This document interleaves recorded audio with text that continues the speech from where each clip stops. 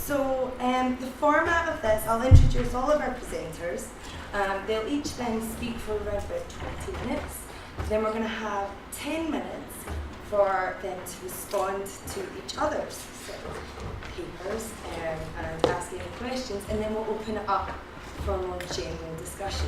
So first we have Dr. Jenny Barrett, who teaches film studies at Edgehill University in the northwest of England, where she's a reader in film studies and popular culture. Her book, Shooting the Civil War, Cinema, History and American National Identity, was published by I.B. Tauris in 2009. As well as the topic of American Civil War cinema, she's published on the Western, racial representation, genre and gender. And over 2014 to 2015, she's worked with the University of Manchester and the University of Central Lancashire to host a range of events entitled Art, Culture and Ethics in Black and White, 100 Years of D.W. Griffith's The Birth of a Nation. Next, we will have Faye Hammill. Faye Hammill is a Professor of English at the University of Strathclyde here in Glasgow. She's currently working on a project on print culture and popularity, which was funded by a British Academy Mid-Career Fellowship. Her most recent monograph, Magazines, Travel and Middle-Brow Culture, Canadian Periodicals 1925 to 1960, was co-authored with Michelle Smith as part of an AHRC-funded project. And a book on modernism's print cultures, co-authored with Mark Hussey, is forthcoming in 2016, and she founded the Middlebrow Network in 2008. And finally we have Warren Pleece. Warren is an illustrator and creator of comics and graphic novels, known mostly for his artwork for 2000 AD and the numerous titles that he's drawn for DC Vertigo, which include Hellblazer, True Faith, The Invisibles and Deadeners. Over his career, he's worked with some of comics' most recognised writers, including Garth Ennis, Neil Gaiman and Grant Morrison. And in 2008, he illustrated the graphic novels Life Sucks, written by Jessica Abel and Gabe Soria, I hope I've pronounced that right, and Incognito, written by Matt Johnson. His most recent work includes the graphic novels The Great Unwashed and Montague Terrace, both co-written with his brother and long-time collaborator Gary, as well as the book I'll Be Figs, a collection of strips from his regular webcomic. So I will wrap it up there and hand over to Jenny first of all. Thanks very much, Rachel, and happy birthday. Thank you. Earlier on, Martin was saying he was going to keep a tally of how many times we use the word collaboration or collaborate, which immediately took me to Google to find a thesaurus for alternative words to use, which are, if you're interested, alliance, association, collusion, combination, concert, fraternisation, not so sure about that one, joint effort, participation, partnership, teamwork, and working together, which I think probably the final one is one of the better ones out of that bunch. So, let's see if we can try and throw a few of those into our discussion. I'm a film scholar, as Rachel was explaining, and I do actually find quite a lot of the time I spend my time with historians as opposed to other film scholars. And I think it is often the way of people who work in a particular cultural area is that they find themselves working with others who are perhaps sort of removed in some kind of way in terms of their discipline. So a lot of the conferences that I go to will be American Studies conferences, historical conferences, and these kinds of things. And actually, it feels like it's been a very long time since I've actually been to a film conference, but that's what can happen. One of the reasons for that is that my main sort of central area of my research over the years has been American Civil War cinema. That's what I did for my PhD, and I find myself being drawn back to it regularly. And because of the year that it is, 2015, my work has been very much focused on the centenary of the birth of a nation. I'm going to assume most of you know about the birth of a nation, but I'll say a few words about it just in case there's anybody here who's not aware of it. Birth of a Nation is a film that has been claimed by some to have been the most popular film of all time. So if you've not heard of it before, you could be, I suppose, in the minority, I'm not sure. It is certainly one of the most financially successful American films of all time. It was directed by D.W. Griffith. It starred one of the biggest stars of that time, Lillian Gish.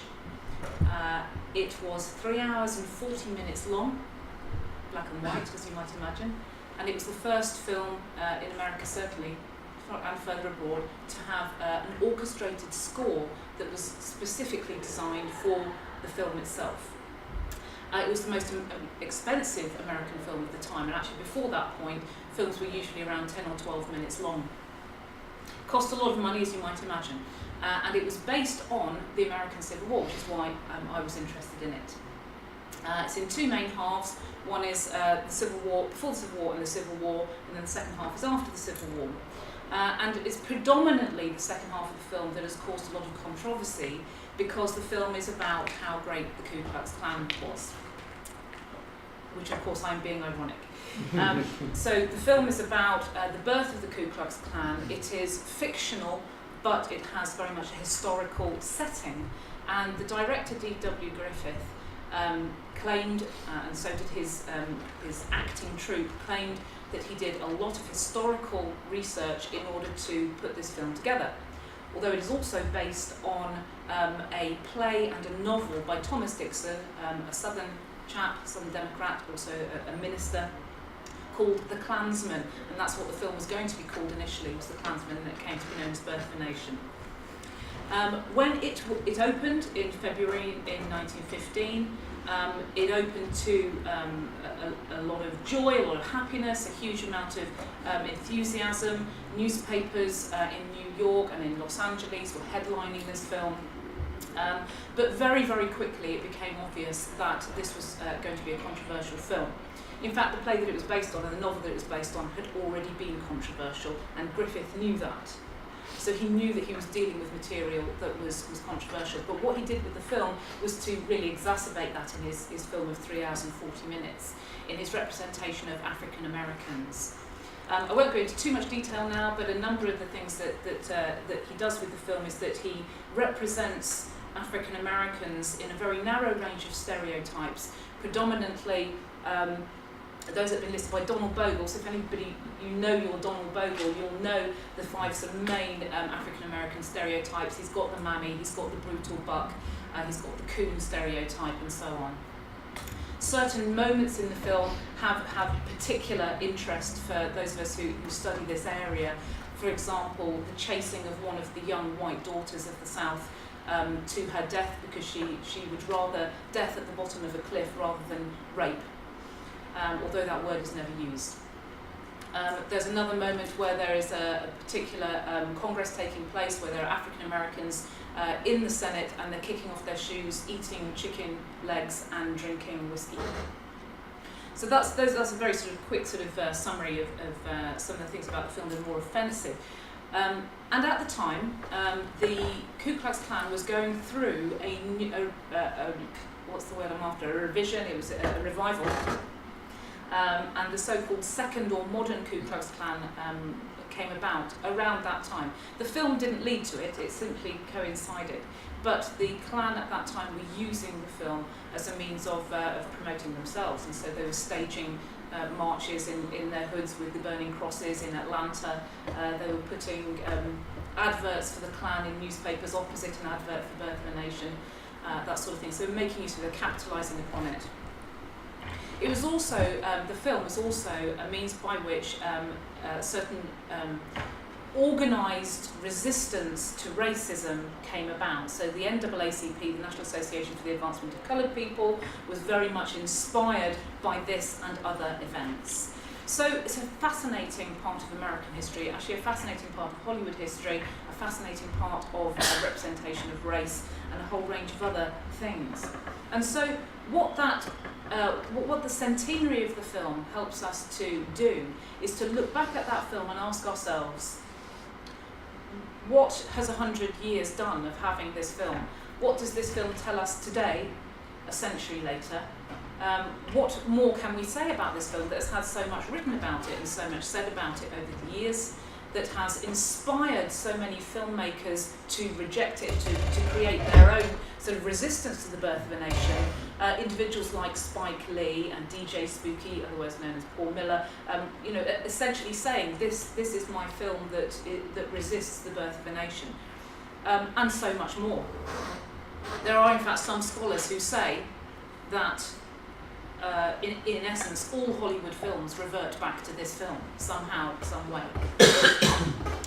So at a BAAS conference about 5 years ago, I was chatting with Ian Scott from the University of Manchester, and effectively he dared me to do something about this in the centenary year of Birth of a Nation. He said you should do a conference.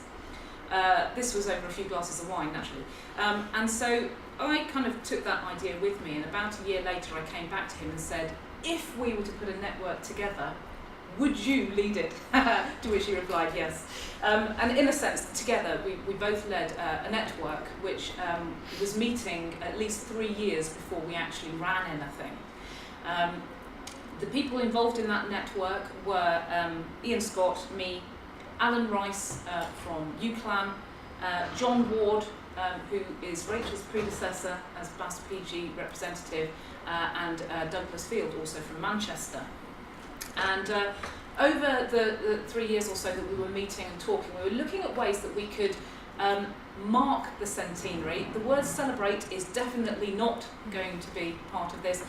It was marking the centenary and using the film in a way that we felt really helped us to think about race representation, Hollywood's globalisation, and a whole range of other possible topics. So it was a very exciting time as we were putting plans together. We had sort of amazingly, ridiculously highfalutin ideas of who we were going to invite to conferences and whether we were going to make a documentary and all that sort of thing. But obviously real life does get in the way, so you can't always do everything that you aspire to. But what we actually ended up doing, we had 3 symposia and a couple of events, which I'll just outline for you before I talk a little bit about what I think I learned from it. We had a launch event at the British Library supported by the Edgehill Centre.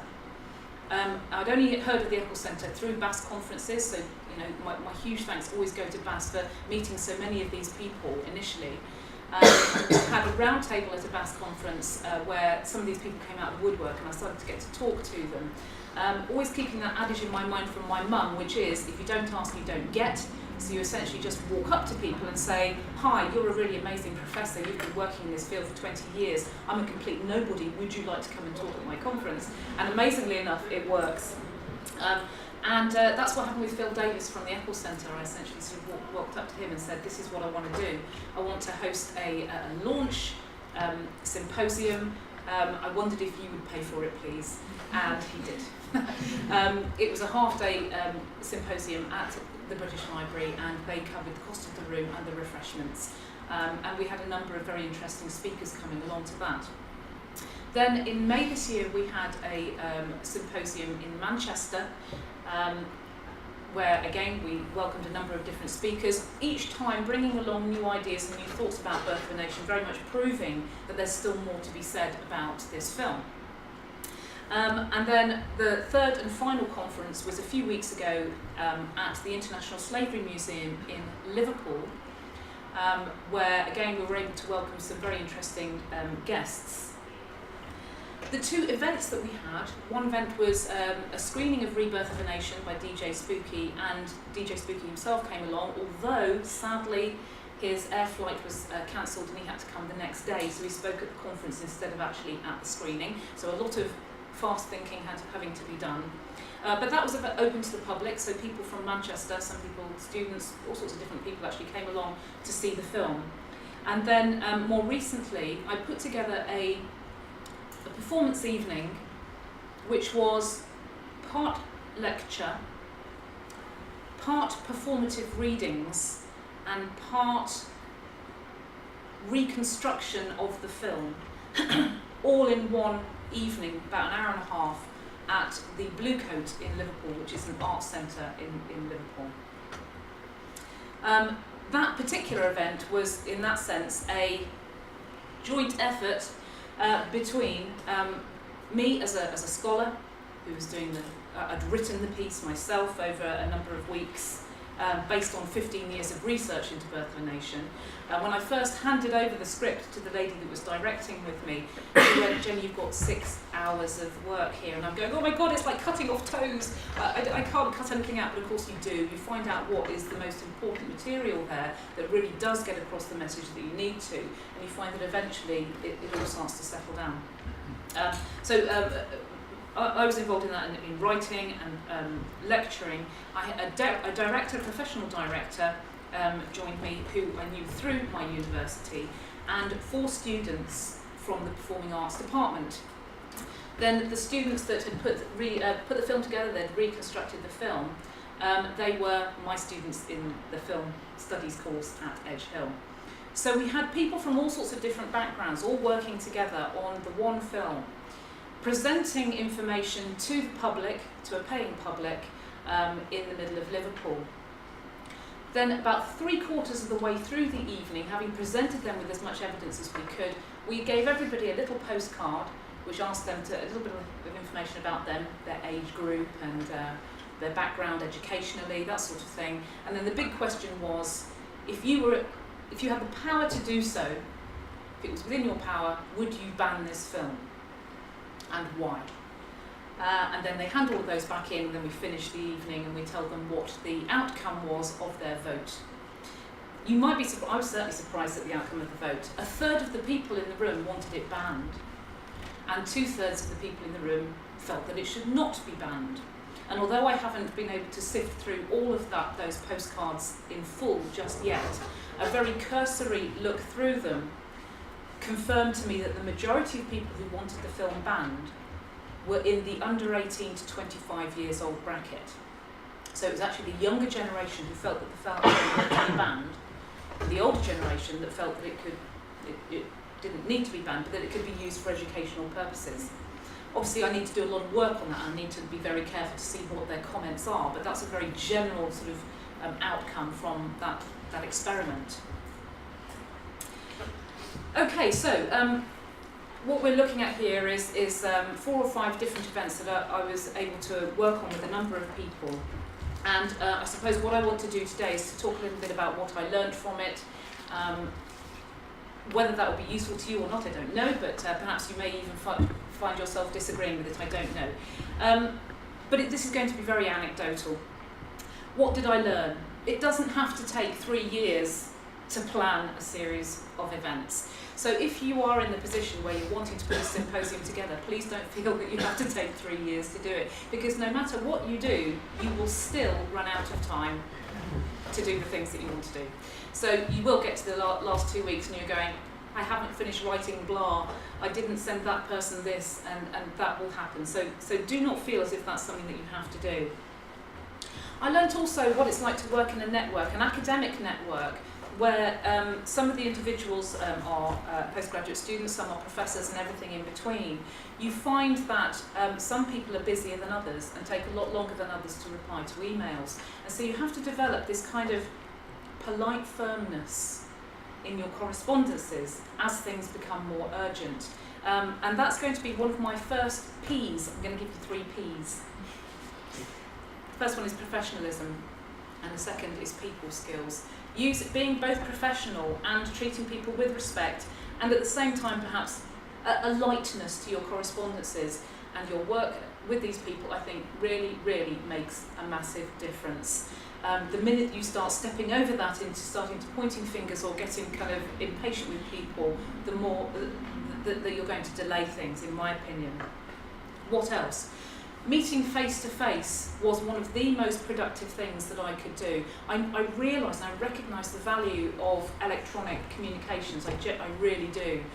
However, meeting face to face is where you can actually discuss and get things agreed, and also encourage one another. As academics, we spend a lot of time working on our own and becoming quite isolated and ticking things off a list. And I'm dreadful for that. I'm just like, yeah, kind of get out of my way, I'm busy, I've got to get on with this, I've got to tick these things off my list. but actually taking the time to sit down and correspond properly with people, even when you're feeling really low about the prospect of a certain thing that you're planning, you can come away feeling reinvigorated, as long as everybody is on board and has the same vision. So I would say that's another thing that I learned. What else?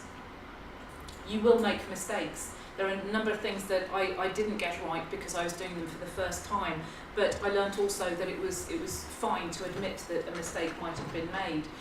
So for example, not contacting somebody in time in order for them to get their flights organised, or not telling somebody in time that they need to send in their expenses so that they will get their expenses back. Little things that you sometimes have to say, I'm really sorry, I got that wrong. It's actually part of a philosophy that I think I'm probably being quite arrogant when I say this, but there are a number of academics that I've come into contact with who refuse to admit that they've made mistakes, or refuse to admit that there's something they don't know. So they give the impression that they know so much because it's a sign of weakness, I don't know, to admit that they don't know something. But I reject that wholesale. We've got to be teachable, we've got to be kind of people that are constantly learning. And so if we are constantly learning, that means we don't know everything. And surely then we can have interesting conversations with people saying, oh, I didn't know that, that's really interesting, tell me more. But anyway, that's part of the bigger philosophy. You will make mistakes. There was one particular occasion where we had promised a certain person to come along to one of our symposia to give a paper. I had expected one of the other members of the steering committee to organise it. They had expected me to organise it, and it didn't happen. So when that person then got in touch by email, a matter of days before the symposium was supposed to take place, somebody was going to have to take the flak for it. So I just went straight in and went, I'm really sorry. That is my fault. I didn't check that had been taken care of. Next thing that I learned that was really important was keeping on talking to people. This whole area of collaboration does mean that you need to be actually having those conversations, sending those emails, having those meetings, so that things can move on. But as well as that, you need the support of the people that are around you. So if there's somebody that's like your head of research, or it's the head of your research cluster, or it's simply your colleagues at work who are backing you up, you need to be talking to them, because who knows what they might think of to do to suggest to help you. The postcards that I was mentioning to you earlier on, I mentioned in a corridor cup of coffee meeting with a friend of mine that I work with, who actually teaches in a different media area to me. Turns out he's an absolute whiz on Apple computers and on design, which I'm just useless at. And he designed these amazing postcards which look like they were designed in 1915. I could never have done that, but he did that because we just chatted about it in the corridor. So keep on talking to people. Another thing that I also learned, before I move on to the performance side of it, is about making use of conferences and other events. You will be surprised at how your name somehow gets to somebody else, and then that somebody else then emails you and says, would you like to come and do this thing? I was invited to a thing called the Battle of Ideas. Is there anybody who knows of the Battle of Ideas? Okay, yeah, a few people. Claire Fox, who you may have heard on Radio 4 a number of times, sent me an email out of the blue inviting me along to the Battle of Ideas, which takes place annually. I don't know if it's always at Barbican, does anybody know? Always at Barbican? It was at Barbican, 3,000 people, over 100 debates, absolutely crammed at Barbican, with people discussing all sorts of different issues. And I have no idea how they got hold of my name. But what I do know is that it will have been through one of the conferences that I've gone to, perhaps even a bit of Googling to find out what I've been doing at conferences. Anything to do with my symposia probably came up, and I got invited in to talk about Birth of a Nation with a group of other people. As luck would have it, the week before the Battle of Ideas, the keynote that I'd arranged from the US had pulled out. And this was literally with a few weeks to go until the Liverpool Symposium. And I sat on this panel with a number of individuals talking about Birth of a Nation. And there was a chap there by the name of Kunle Ololode, who is a filmmaker. He supports British black popular culture. Also, he works for a charity called Voice for Change England. Fascinating individual. And it was another case of, if you don't ask, you don't get. Went up and said to him, I need a keynote speaker. How do you fancy coming along? You don't need to prepare anything, just do a Q&A. And he came along. we didn't get our funding this year from the AHRC because another very large Birth of a Nation conference was going on. But I went along anyway, and I got another keynote speaker from that conference. So it's making use of the things that are out there, being bold, getting rid of your shy hat and putting your bold hat on and going out and talking to people. What are they going to do? Say no? You've lost nothing. So be bold. Then finally, in terms of the performance event, I'm talking way longer than I thought I would. I do apologise. The performance event that I did at the Blue Coat in Liverpool, working together with filmmaking students, drama students, a director, a public arts institution, and me. What did I learn? I learned that people that work in different disciplines and that have different skills, work in different, or identify themselves in different kinds of careers, have a very different culture of time making. So being the kind of person that likes to tick things off a list, never be late, always finish on time, I found it very difficult working with people who rock in, sweatband round head, oh, I've been dancing all day, I just went to get a coffee, I'm half an hour late, hey, let's just stand and chat for 20 minutes. They weren't that bad, honestly, but there was a very different kind of feel working with the performing arts students that I was working with compared to something that I might be more used to. So I had to learn to get into line with their culture and work later because they were always prepared to work later. I also learned that, and this is a much more specific one here for any of you who are thinking of doing any kind of performance based on your scholarship, that dry academic material is really, really difficult to learn and then perform. So we had started out with these students rehearsing and going, yeah, it's all right, I'll have it down. I will have learnt my script, my part of the script in about 2 weeks. They were coming back 3 weeks later going, I can't do it, I just can't do it. The reason being that what I'd put together was essentially lecture, quotation, lecture, few quotations. It wasn't a dialogue, which is something that, with a narrative, that your average play might have, that a lot of them were used to. So they were having to kind of remember individual, rather sort of isolated comments and commentaries, and it was really tough for them. So what we decided to do in the end was to forget the idea of them performing it or even moving.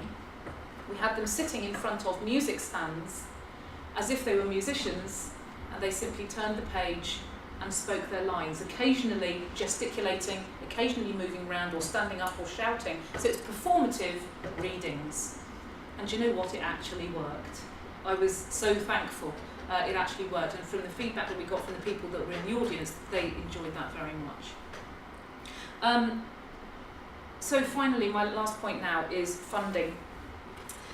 If you don't get the funding that you wanted, that doesn't mean that you can't carry on working with the people that you're working with and finding a solution. You simply regroup, you dust yourselves off, and you see what you can find instead.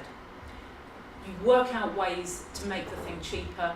You reduce the number of events potentially. So we had planned a number of others, they got cut out. And we found a way. Yes, we did go to our institutions, and our institutions helped us out. But there are also places like the Eccles Centre who contributed, the Whitworth Art Gallery in Manchester, they contributed. And so we found ourselves in a position where people believed in our project so much that they were happy to put their hands into their pockets. And so my final P, after we've had professionalism and people skills, my final P is persistence. If you really believe in the project that you're working on, and the other people in your group also believe in that, if you persist, even if you don't get that funding, there will be a way, because you will find a way together. That's essentially it, that's all I have to say. Thank you.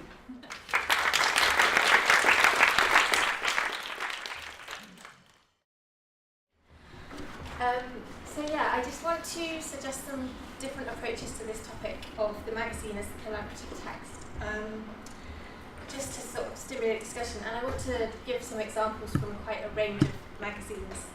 And I want to start with a key question that's guiding some of my current research, which is how do we talk about the magazine as genre? And I think that involves considering it as a material artefact, but also as a collaborative text. And I don't just mean by that a multi-author text, but also a collaboration between writers, illustrators, editors, designers, marketing staff, and so on. So there's that level, and then on another level, each magazine is also part of a wider network of other periodicals. And I'm particularly interested in the networks of periodicals that are owned by the same company and the way that they sometimes share material or share staff, as well as also having to compete with one another. So although I want to think about questions that would hopefully apply to most or all periodicals, I will be using examples from my own research archive. And this is just the type of magazines that I work on. So some of it has been on American smart magazines and society magazines, and some of it, rather more of it, has been on Canadian, what I'm calling mainstream magazines. This is the website for my project on Canadian magazines, and those were the 6 titles that we worked on, so they include women's magazines, kind of general interest, and 2 of them are in French.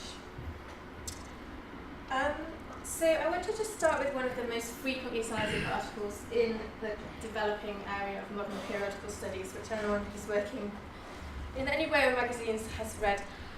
Sean Latham and Robert Scholes here point to the dangers of seeing magazines merely as containers of discrete bits of information rather than autonomous objects of study. And they emphasise that in order to understand periodicals as kind of whole text and also in relation to the wider periodical field, scholars need to work collaboratively and to draw knowledge from several disciplines. So this piece has been very influential, although I should probably point out that their announcement as the rise of periodical studies did come as a bit of a surprise to Victorianists and 18th century scholars who'd been working on this for a long time.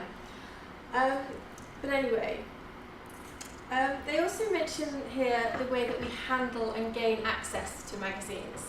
And they talk about digitisation and machine reading, and the ways in which those can very much amplify what we can learn by just sitting down as individuals and reading historical magazines.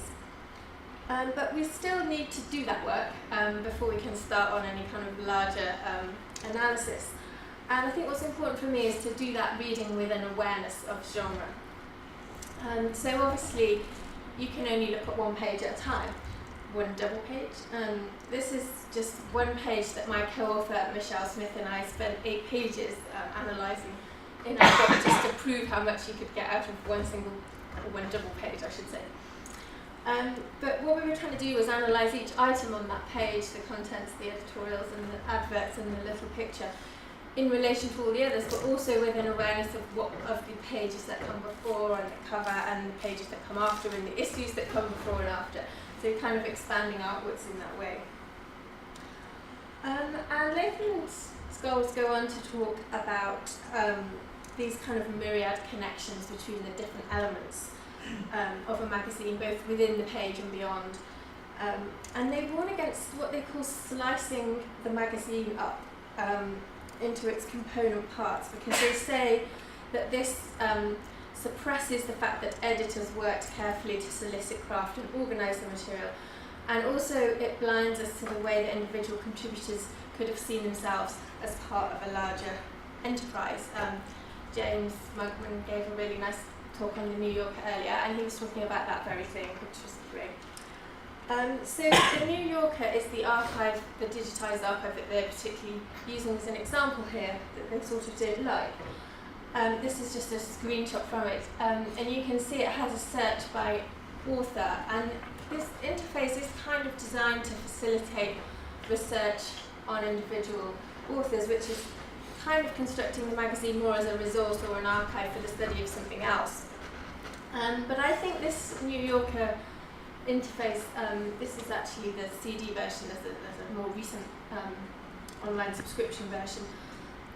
It does have quite a few advantages. It does also allow a search by artists, which is an aspect that often gets left out when, especially when people in English departments look at magazines. And secondly, it attributes a lot of material which appeared anonymously in the actual pages or under pseudonyms. And thirdly, when you get the search result up, it takes you then directly to the scanned page image. So you can, if you were reading this piece, this is a theatre column by Dorothy Parker, you would go over 8 double page spreads and you would see quite a lot of adverts and surrounding illustrations and things. So in terms of the visual material for a page like this, as well as the advert, there's the decorative column. It's got the little New Yorker man looking through the sort of dandy looking through the monocle. That's their signature image.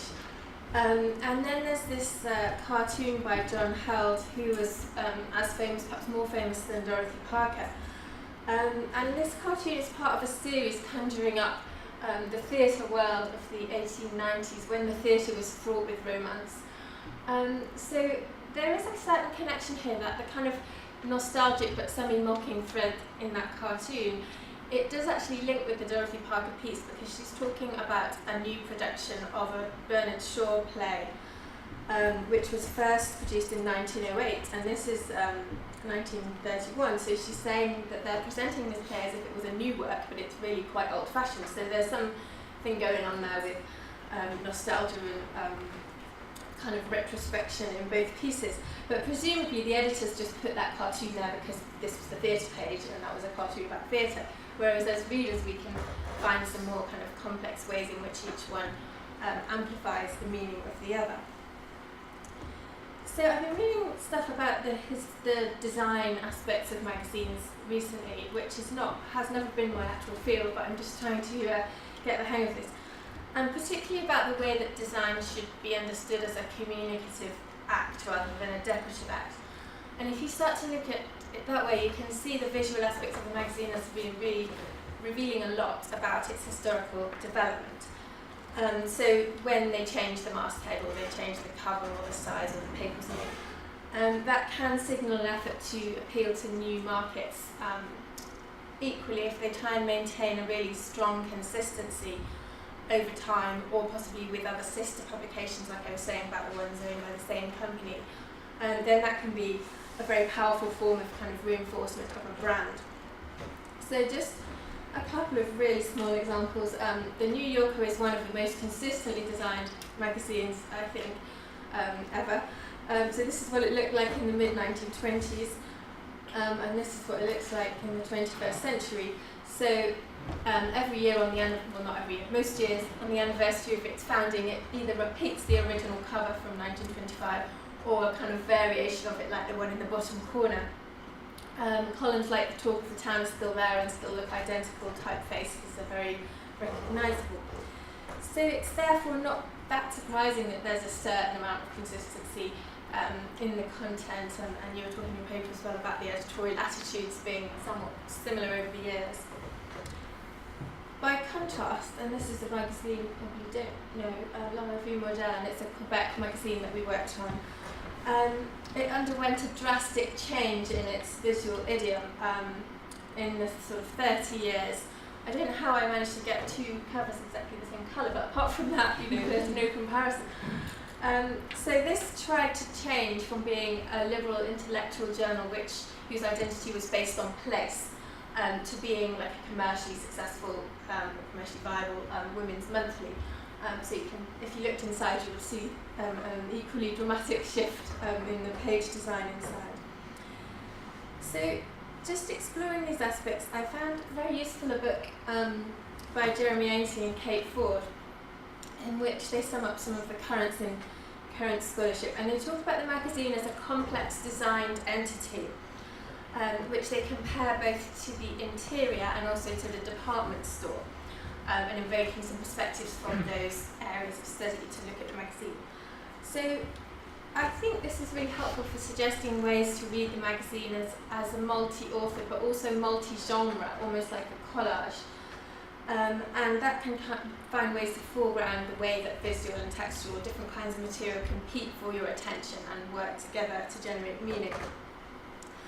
These scholars again emphasise the need for collaborative and interdisciplinary work, but they are both from the same discipline, which is design history, and the other two were both from literature. So what we really need is the literary and the visual people working together, like we're trying to do on this session in some way.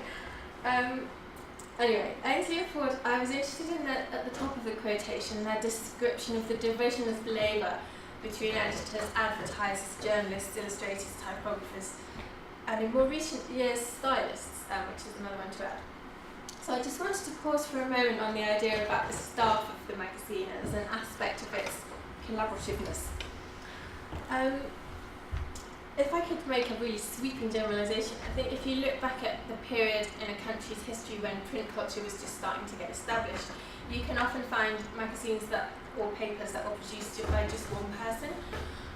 So just some random examples, Frances Brooks the Old Maid in 1750s London, Susanna Moody's Victoria magazine in 1840s Upper Canada, or Charles Bayet's Triad in 1890s New Zealand. So they were these kind of one-man, one-woman papers. And then as the print marketplace starts to diversify and expand, the work that's done on these periodicals becomes a lot more specialised and the staff list grows. There's a book called Magazine Design from 1991 by William Owen, and he talks about this process of diversifying and specialising. And he says that Aubrey Beardsley was the first person to be given the title of art director on a magazine, which was in the Yellow Book in 1894. But I think this is because he's ignoring the more commercialised magazines in which some of them had art directors a bit earlier. Vogue, this is the first issue of Vogue in 1892, and you can see here that the staff consists of an editor, an art director, and a publisher, which is a very small staff, but it did have an art director. And we can also find that the object of Vogue was the establishment of a dignified, authentic journal of society, fashion, and the ceremonial side of life, which is lovely. But nothing to do with what I'm talking about. In the 1920s, the staff of Vogue had expanded a bit. It's starting to look a bit more business-like here with 7 people. And again, the roles are split between the more financial side at the top and the more creative side of the names which actually come lower down. But just think about Vogue today. This is the left-hand page here, lists the editorial staff of American Vogue under Anna Wintour as editor, and the right-hand side is the financial type of staff. And I'm showing you this illegible type just to emphasise just how many names they've just put onto that page, and how many people's input goes into the making of a consumer magazine today. And also it's very interesting that they try to maintain this really strict division between the creative staff and the commercial side, even though when you're turning over the pages of Vogue, it's never possible to make a distinction between editorial and advertising content, because so much of it is sort of advertorial, and also because the same visual and written idiom characterises the ads, the kind of promotion articles, and the straightforward journalistic text. I think you could say a lot more about the model of the magazine as a capitalist enterprise as opposed to as a creative product, but again I think that would probably get me off the topic. So I just want to move on down to the level of the individual magazine item, which can also be collaborative. And thank you, Rachel, this is one of your pictures that you gave me. This is a cartoon feature from 1920 in Vanity Fair by the cartoonist Fish, who was actually Anne Harriet Fish. And the words are by George S. Chappell, who was a very successful writer at the time. Just as a side point, it appears opposite this piece on Gauguin, which suggests Vanity Fair's wide-ranging interest and coverage of visual arts, unusually among magazines at this time. So just to kind of blow up a bit of that, which you can definitely not see, hope you can see it now, that's just part of the cartoon. So I was just thinking about the different possible relationships between word and image on the pages of the magazine. I was discussing this with Warren last night at the reception. So in this case we have the cartoon and the text attributed separately to people who are both recognisable names. And it seems very clear they've been working together, because the picture doesn't make a lot of sense without the words and vice versa, and they're both essential for the humour of the piece. And these series of cartoons are always about these kind of trials of high society life. But then you can also have other types of relationships, so where the text is written first and the illustrations might be supplied at a much later point. Just an example that came to me was those illustrations for Christina Rossetti's Goblin Market by Kinuko Craft, which were published in Playboy famously in 1973. They were quite rude. And then if you reverse it, you could also have the image first and then the text is supplied afterwards. So the New Yorker's well-known competition to put a caption for the cartoon. So one week the cartoon appears with no caption, and the next week with the winning caption by a reader. then the situation with fish is complicated when we look at her other contributions to Vanity Fair. Some of them, Dorothy Parker was identified as the author of the contributions. And in other instances, the text is unattributed. So here, it just says the weight of wealth by fish, and it doesn't have any indication of anybody else. So either she started working with an author who's much less famous, so she, as quite a well-known person, gets all the credit, or she started diversifying and writing the text herself. I don't know that.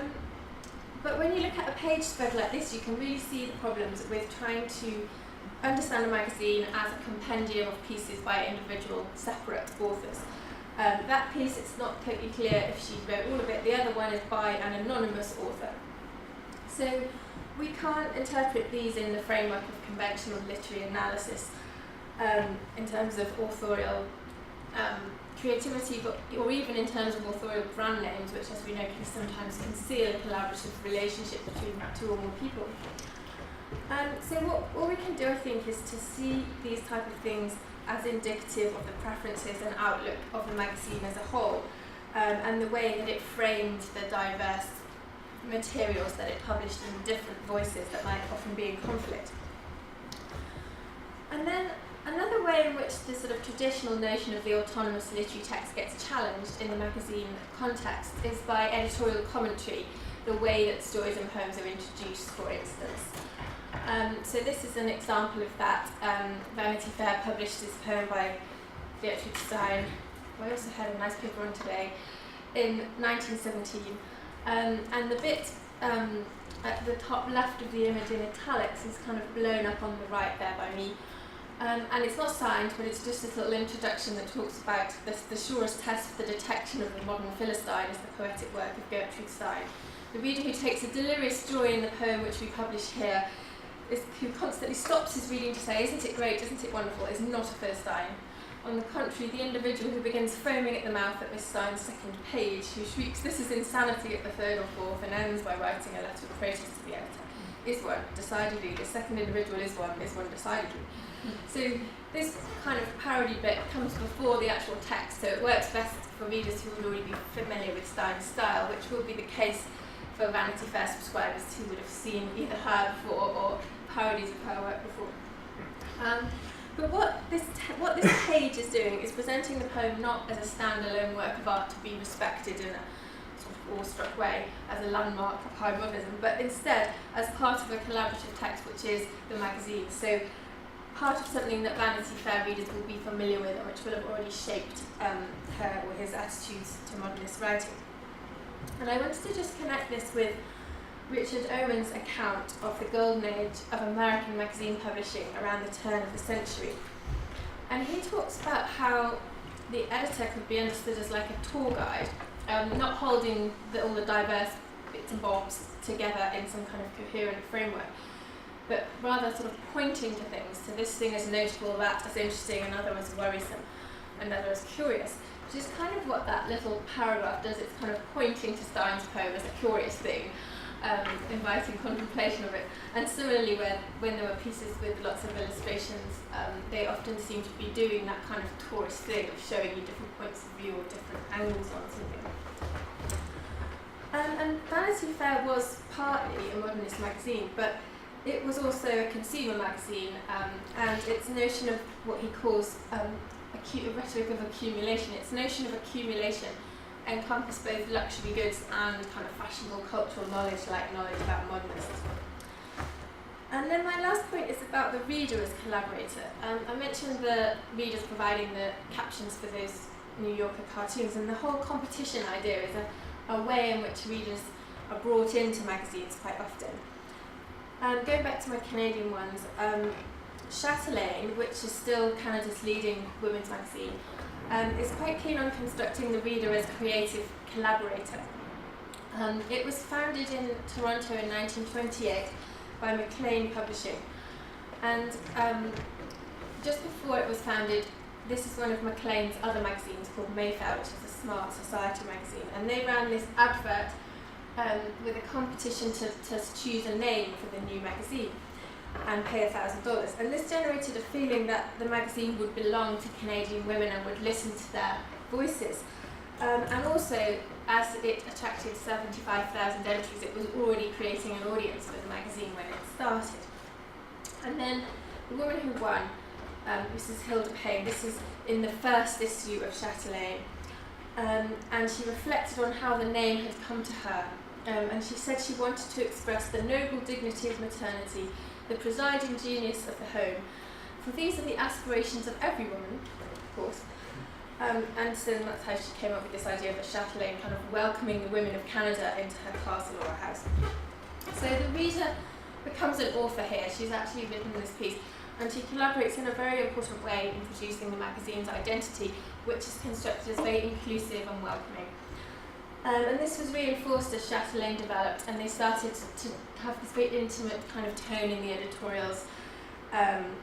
If you had been in our offices, do you remember the stories from the last few issues? And they solicited responses from readers, let us know if you're right. All these phrases come in this editorial. And it also offers a kind of glimpse behind the scenes into the editorial office, which raises the question of, how much are we allowed to know as readers about what goes on behind the scenes at a magazine. And here there's a kind of strategic revelation of what they were talking about. And other places, in other examples, there's a kind of concealment of the contribution of individuals behind, anonymity, pseudonyms, or just not acknowledging who has done what and who has chosen what. So I just wanted to end with, to make some connection back to what Jenny was saying, a homepage from a project that I'm a co-investigator on that's based in Edmonton in Canada. And I just wanted to emphasise that all of my own work on magazines has been collaborative, almost all of it, and undertaken with digital humanities people and cataloguers, library studies, and also with specialists on different countries. I'm working with some people at the moment who are doing Australian print culture. And I do think that is absolutely essential, not only just because of the sheer size of the periodical archive, but also because when you've got such a diverse collection of material, you do need a range of disciplinary perspectives to kind of get to grips with it. So I would be happy to kind of talk more about those practical aspects when we get to the discussion. That's that.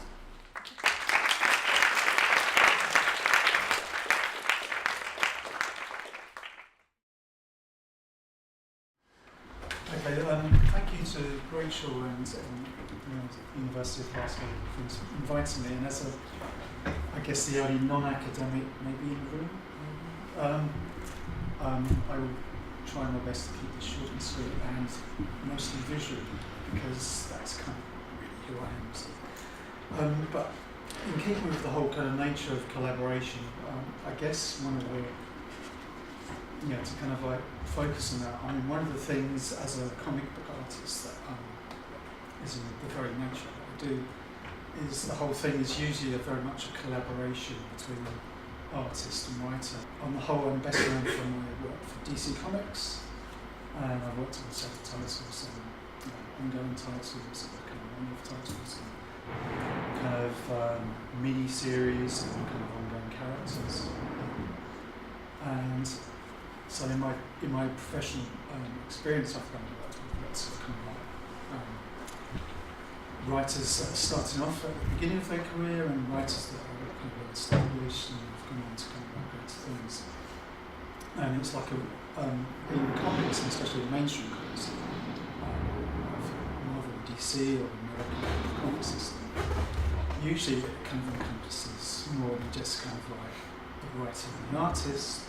And of course, you have the kind of like the weird kind of writer who's also the artist. It's kind of me as well in some cases. But in the American comic system, you have the writer, the artist, the letterer, the inker, the pencil, the colorist. And I want to go back to maybe when we were discussing kind of like some of the issues that we were talking about earlier, especially Faye was saying about magazines, like. And it's like a contentious issue for me as an illustrator, how the illustrator is often kind of pushed onto the desk or not even credited. And in kind of like American comics, there is always room for like the top editorial stuff, and kind of like the kind of like writers who are doing the groundwork of like producing stuff or even illustrating comics. It's kind of well publicised that creators of things like Batman and even Superman, like had to wait, like say, 50 years before their kind of creations to become, for them to be credited for the creations that went to kind of like produce countless thousands and millions of dollars for their companies. That's another story. I'm going to go into that. But what I wanted to kind of talk about really, I guess, is like, and to kind of go back to the whole nature of collaborations. I started in comics after kind of graduating from illustration course at Brighton College back in the 80s, and as a kind of like typical artist, it took me about 18 months to really get my act together, and I started to collaborate with my brother Gary as a writer, and I was co-writing, he was writing, I was illustrating. And it was a collaboration which we kind of still got back to in some ways. But it was, for me, it was like a way of venting ideas and kind of thoughts about popular culture and channeling my kind of love of cinema and film noir, and kind of like taking side swipes at kind of popular culture and things that kind of annoyed me at the time, in a kind of like sarcastic, humorous way. Some of it was maybe kind of like hard-hitting or maybe edgy. Some of it was probably very childish and petty, but as a kind of consequence of my collaboration with my brother, who was obviously, we were kind of like tuned into the same kind of upbringing, we kind of had similar interests and likes. And that collaboration was like really important for our kind of professional start into this kind of world of comics and kind of like visual storytelling.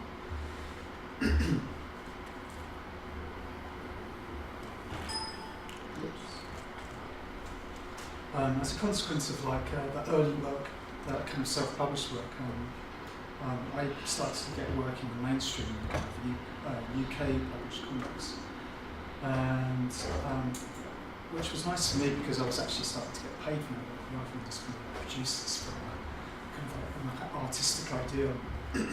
So I started working with the writer Garth Ennis early in his career. Garth Ennis is like quite a famous comic writer these days, but back then we were both kind of touching our toes into the kind of like nascent kind of like UK comics in the 80s.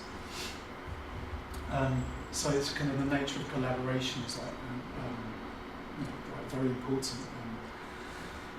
In this example, like Garth had got some success with his first story, and I was like brought into it for the second story, and this was like my first book of poetry.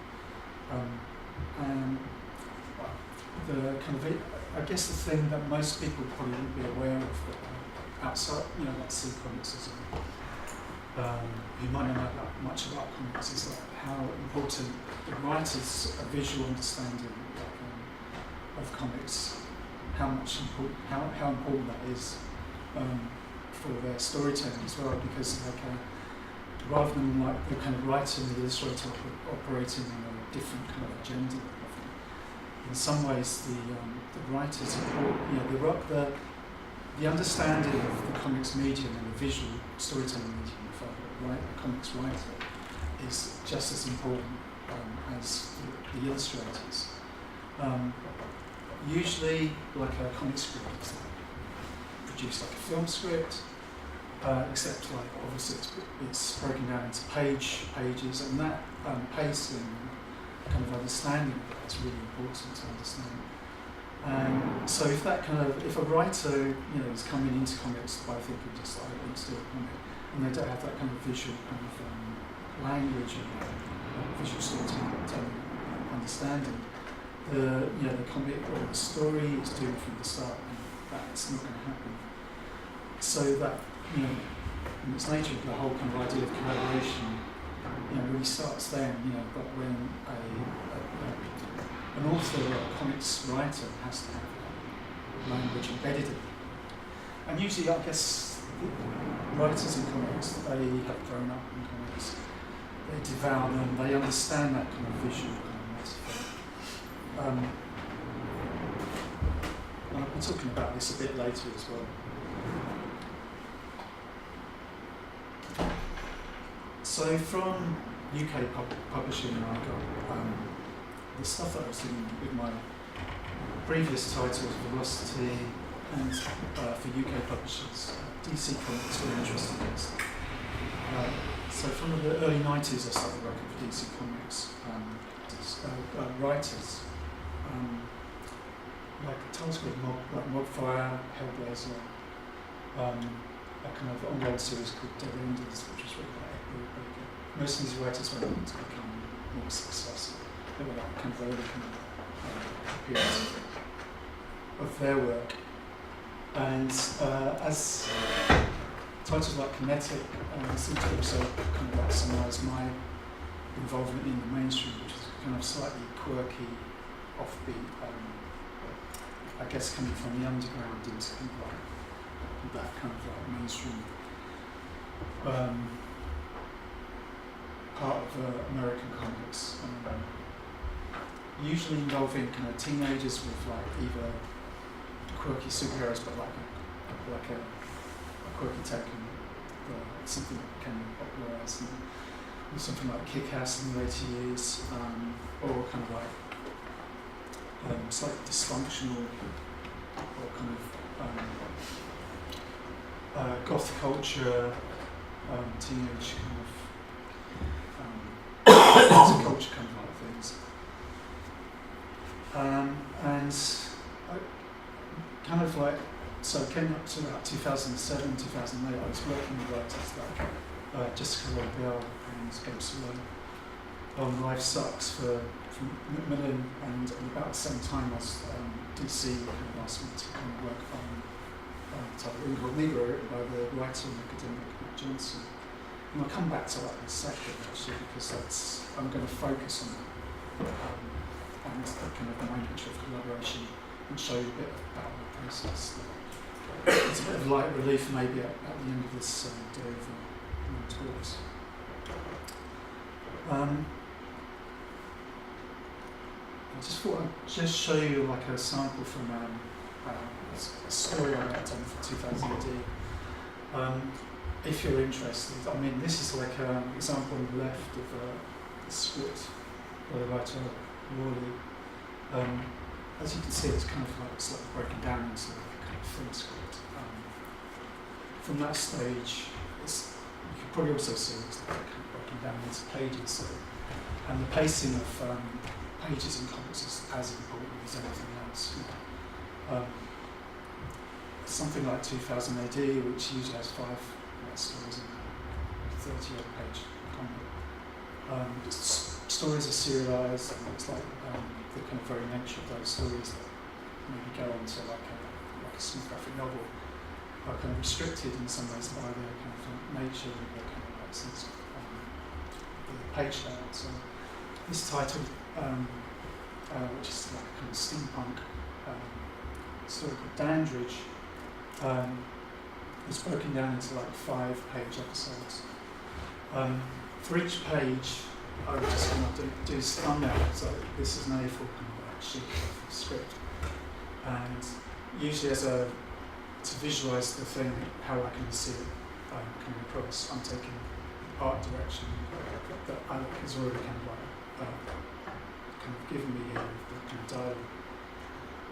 And taking into account where the kind of word balloons are going to go and how I can keep the pacing of action and stuff like that. I then kind of go from those kind of, early kind of like thumbnail sketches, like putting that up and produce the kind of pencil page, paying attention to that, the pacing of the story, and kind of like trying to make it as dynamic and exciting as possible. And then from the pencil page, kind of inking it to kind of define it more and then colouring it. For this example, this is something I did all myself. For American comics, you're often collaborating with colourists because there's like a kind of monthly turnover sometimes. Unless you're super fast, which I'm probably kind of not so super fast, but moderately fast, you're not going to get, in American comics, mostly all we see is like quite a factory kind of line of kind of creators all kind of like producing this kind of thing. So, and I spoke about, I kind of probably just showed you earlier, the graphic novel Wouldn't Call Negro, and what I wanted to focus on mostly for this talk on the side of the collaboration was this title. I guess it kind of fits in with American Studies theme and also some of the themes that have been mentioned in some of the talks that I've seen today. I found very interesting. So, Incognito by Matt Johnson. Matt was a writer, and also a kind of academic at the University of Houston. And creative writing program, and I think Incognito for him was like a project that he had wanted to do from a very early age. He grew up mixed race in Philadelphia, in a predominantly African American neighborhood, and as a kid they would play these games where they would say they were incognito, so ideas of race and kind of for him, kind of that idea of identity was like a very kind of strong factor in his growing up. And he had produced a few novels and had also recently, before Incognito, had worked on a Hellblazer title for DC Comics. But I think this was a project that he felt very strongly that he wanted to kind of work with. So basically, Incognito is a kind of southern noir thriller set in the 1930s, and kind of loosely based on some of the journalistic exploits of Walter White, who's the African American journalist who also went to be a civil rights activist for the NAACP. But essentially, it is a kind of noir thriller. With kind of strong themes of race and identity, and that investigative journalist thriller, tackling issues of passing as white in a kind of like racist side. Basically, the protagonist, the main character, is a kind of journalist for a New York newspaper who goes incognito into the South to report lynchings, and then reports back and publishes these stories of violations in the New York press, which is very much based on Walter White's own kind of early journalistic career, and especially in terms of the difference between the kind of north and the south, where these stories could actually kind of be published and spread out to a kind of wider world.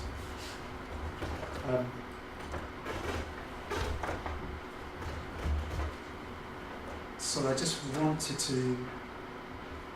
One of the things I wanted to show you is probably how. In a collaborative sense, like working with a writer like Matt, I've been very lucky in my time that I've worked with writers that have a very strong input as to how the thing is going to work. In this case, Matt was brilliant for kind of like pointing in the direction to African Americans who were, I guess, very pale-skinned and in kind of as a starting point for character design, which I'll show you something about later. But also other people and Matt especially had pointers as to where I could go to get that the kind of feel for the book, to kind of like really get that sense of that we are in the South, that this is the, you know, that's a believable story. It's like kind of like, for the reader, that it's like a kind of, you know, you're convinced that you'll focus on the story and you're not kind of like seeing jarring kind of like things that don't seem to be in the right place. So I had to represent Harlem and New York of 1930s, but also really important for me as an artist was like the idea of like the landscape of the South, which was kind of important because like when Zane, the main character, comes down to the South, to kind of get that sense of like the threat that he's feeling is like the kind of wide-angled landscapes where there's kind of almost nowhere to run and nowhere to hide was important to me because it kind of like heightens that sense of the character like being almost kind of alone.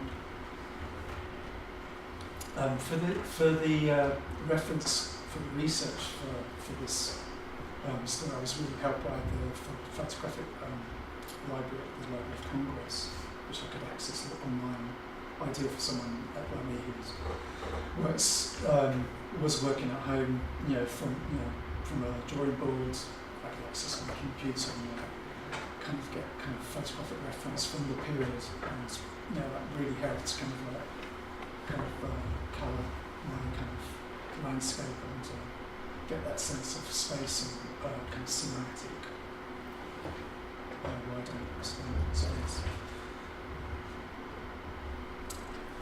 Also, I mentioned kind of like Matt was really good at kind of like pointing in directions of like, I guess kind of people in the kind of public eye presently who I could use to kind of like model my characters. And I like a lot of graphic novels. The work that you see on the printed page is like usually on behalf of with the writer.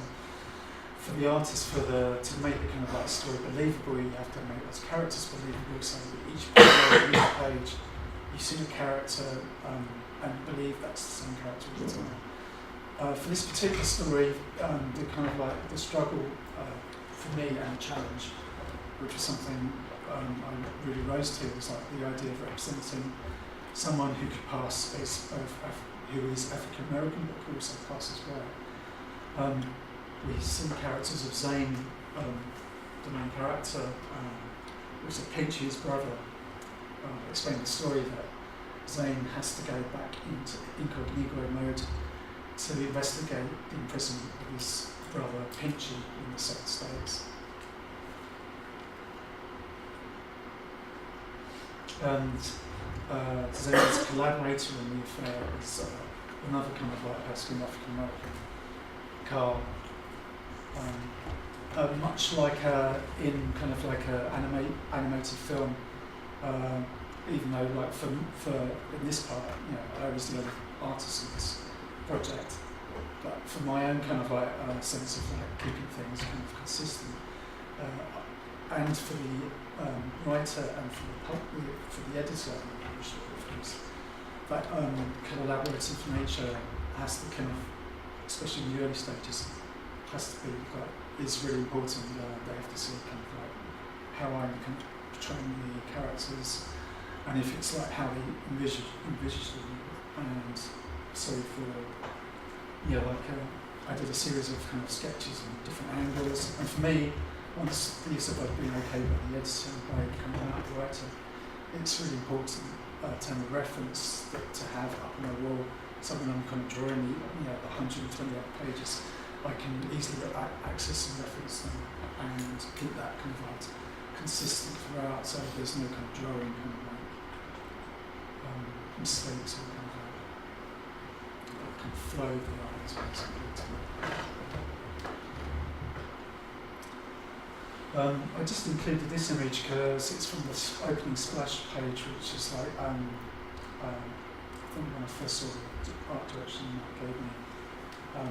It's quite shocking, kind of like, bang, we're in the middle of this kind of like slightly nasty kind of thrill, you know, suddenly we're in the kind of South. In the book, Zane was talking about the situation of being African American from their kind of relative safety in Harlem. It was kind of superimposed over the image of the lynching of an innocent black man. I think the thing that the kind of splash page really punches you in the stomach with is that in the centre you've got this kind of horrific event going on. You've got the kind of Ku Klux Klan member who's like initiating this whole kind of thing. You've got the kind of like rough hired hands taking part. But the thing, like some of the other,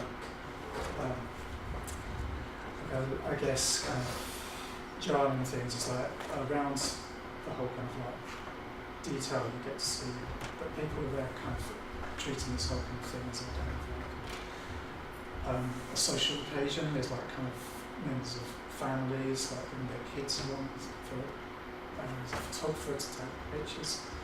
We know for a fact that postcards were taken at these events and they sold to kind of like participants or kind of viewers to kind of like take home as mementos. And this was like the idea that Matt really wanted to kind of throw into this whole kind of throw us straight into this nightmare scenario.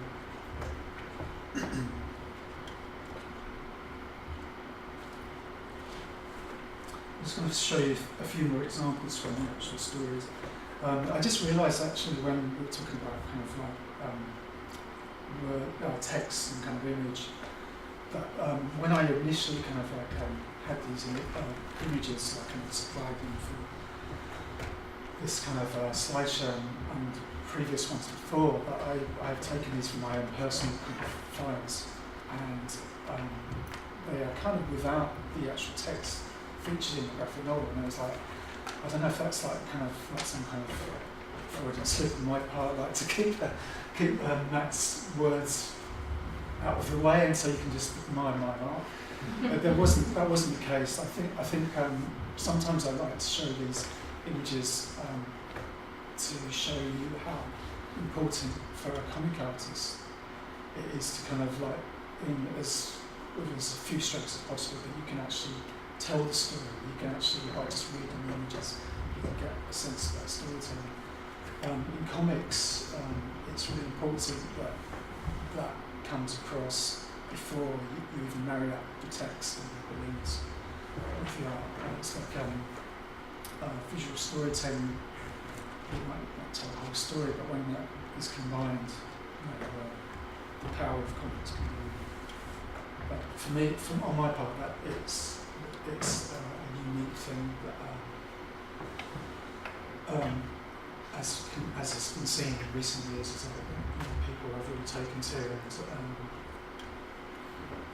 we all know that comics aren't just for kids, and they can cover such a wide range of subjects. I just want to point out that when we're talking about kind of sense of landscape and the reference that I use from the Life of Congress and how I kind of try to incorporate that into my artwork. To kind of know where to run,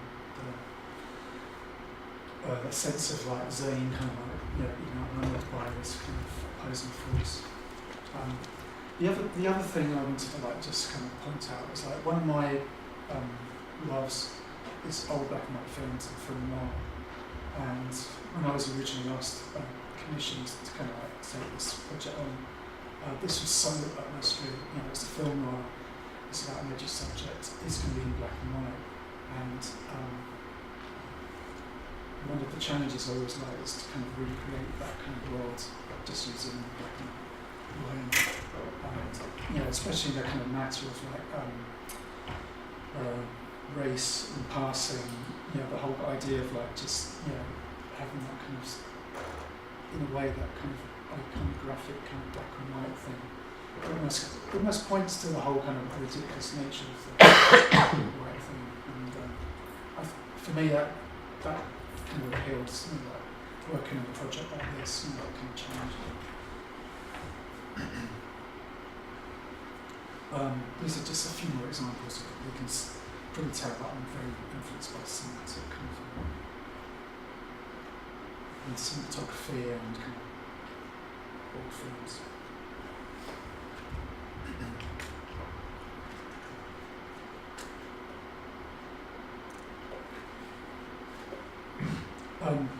Just what kind of thing to point out that was showing earlier about the kind of landscape of the cell and the kind of way I've tried to interpret that idea for the wide angle space, the wide open space.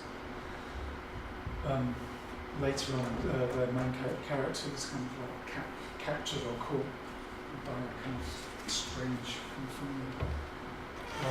And using kind of angles that kind of like give you that sense of abiding kind of vultures and kind of like cropped kind of images that different kind of show how like you can also, I like to kind of like pose things and crop things to kind of like give that sense of enclosure and kind of like I guess captivity. Zane, the kind of the journalist becomes captive as well. A lot of people, I know, a lot of academics often maybe kind of like are looking to kind of like branch out, or not just branch out, but to kind of like veer into kind of different avenues. And often in the course of your research, you come up with some great stories or little kind of anecdotes that maybe you can't include in academic papers. But sometimes you might want to kind of like, you think this is too good for just an academic paper. And the ideas might need some other. And if you ever have an interest in comics as a medium, but you never thought of like getting involved in graphic novels or comics, maybe it's kind of something that's worthwhile to kind of think about. How interesting that might be, was you may have stories that you may have kind of like thought would be like open to the wider public to kind of make them more interesting and maybe bring them into your own research. If there's any of you out there that might be interested in my next project. Thank you very much.